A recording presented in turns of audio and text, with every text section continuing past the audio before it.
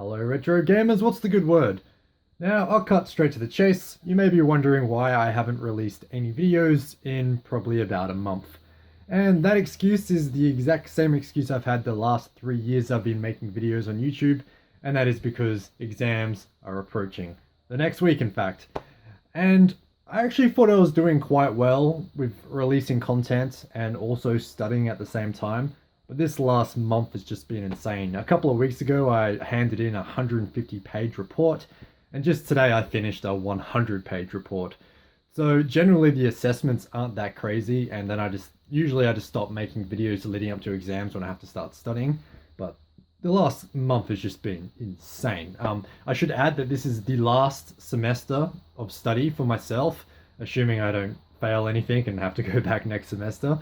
So the good news is when I finish exams and all the final assessments in the next coming weeks, I will be free. I'll be 100% free. I guess I'll just have to get a job like everyone else. But hopefully that means my evenings will now be opened up and hopefully my afternoons, and I can now make videos a lot more regularly and consistently, which would be great when I won't have to worry about homework and study and handing in assessments.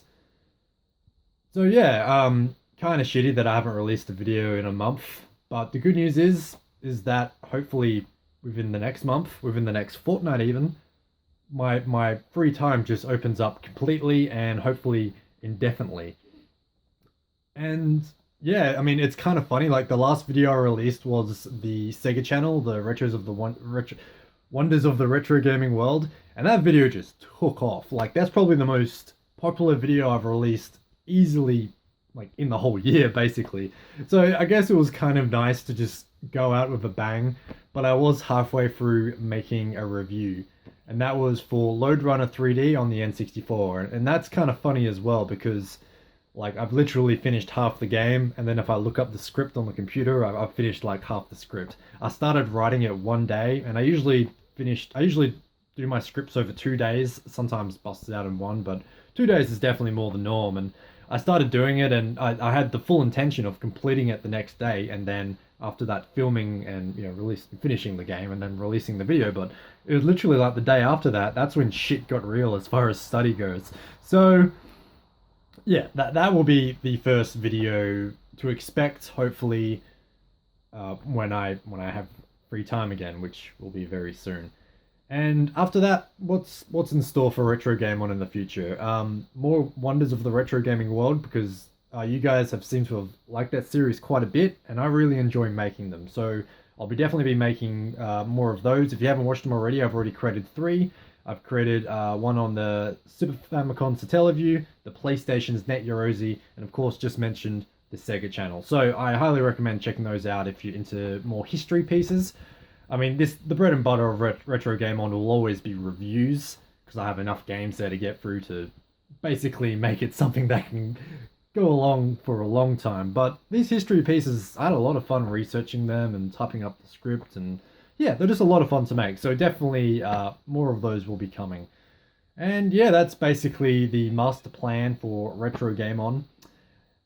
So I haven't released a video in a while. I have actually released some stuff on my website, retrogameon.com, although not in the last couple of weeks. So if you want your dose of Retro Game On and just my silly demeanor, yeah, check out Retro Game On.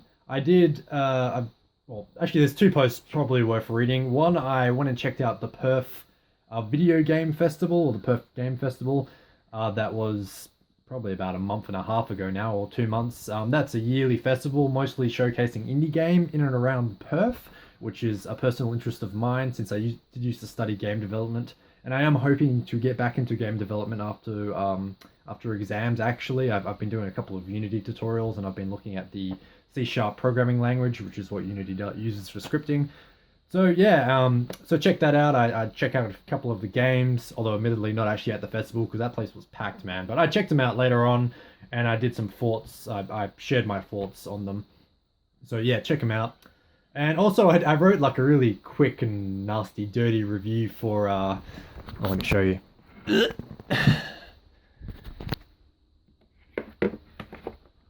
This guy here.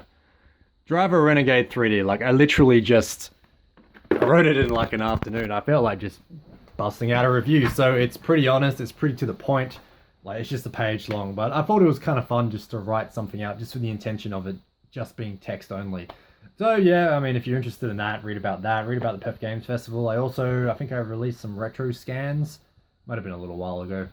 But yeah, anyway, that's just a quick update. Just keep everyone up to date because that's what updates do. And yeah, I will be back very soon. Thank you so much for your patience.